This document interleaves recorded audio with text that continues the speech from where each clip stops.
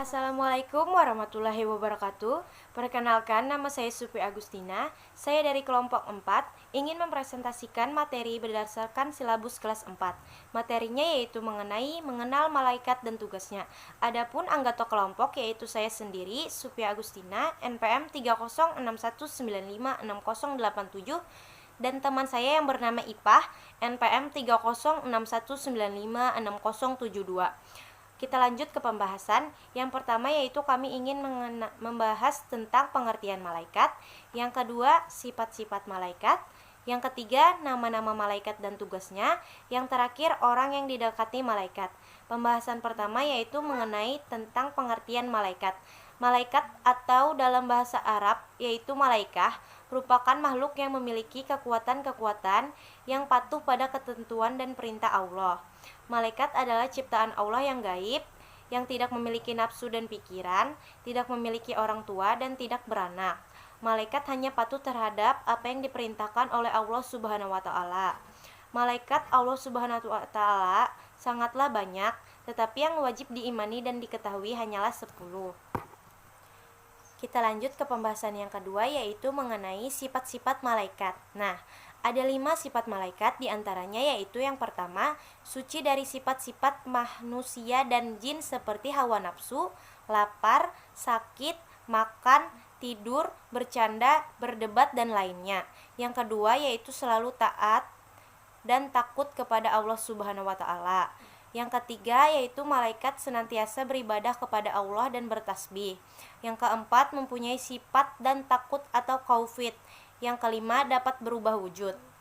Selanjutnya kita lanjut ke pembahasan yang ketiga yaitu mengenai nama-nama malaikat.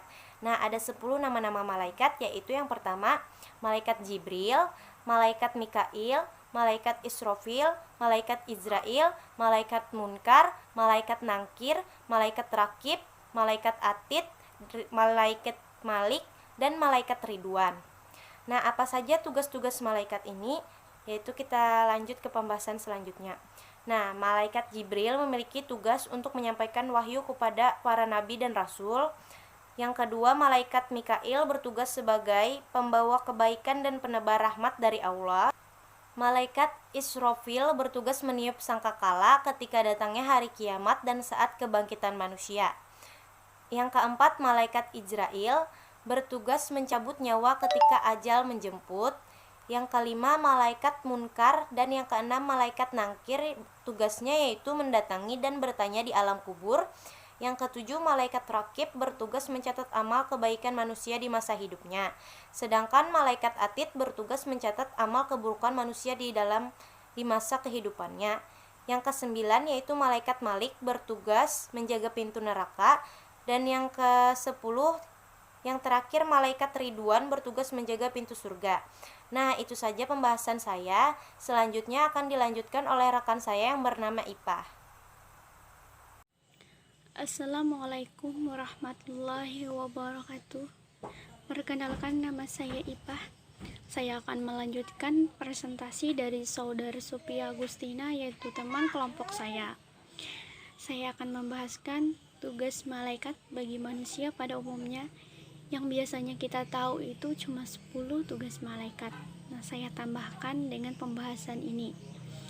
Tugas malaikat pada umumnya kepada manusia ialah malaikat mengawasi dan memberikan perhatian pada manusia ketika diciptakan, memelihara manusia ketika dilahirkan, serta mengambil roh manusia ketika ajal datang.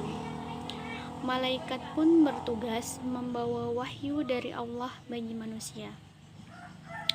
Tugas lain yang diemban malaikat adalah menjadi pendamping manusia. Hadis yang terdapat pada Sahih Muslim telah mempertegas hal itu. Dapat dikatakan bahwa malaikat yang menjadi pendamping manusia itu adalah malaikat yang ditugaskan untuk memelihara amal manusia.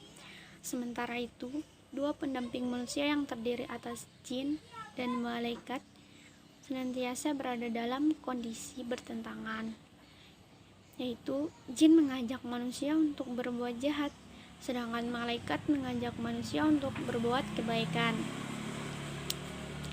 Siapapun yang memperoleh bisikan malaikat harus bersyukur dan memuji Allah. Jika yang diperolehnya adalah bisikan setan, secepatnya dia harus berlindung kepada Allah dalam godaan setan yang terkutuk itu. Lain halnya dengan malaikat Jibril. Setiap malam bulan Ramadan biasanya mendatangkan Rasulullah SAW untuk bertadarus Al-Quran. Tugas lain yang diemban oleh malaikat adalah mengawasi amal perbuatan manusia. Selanjutnya, malaikat memiliki tugas khusus terhadap orang-orang yang beriman.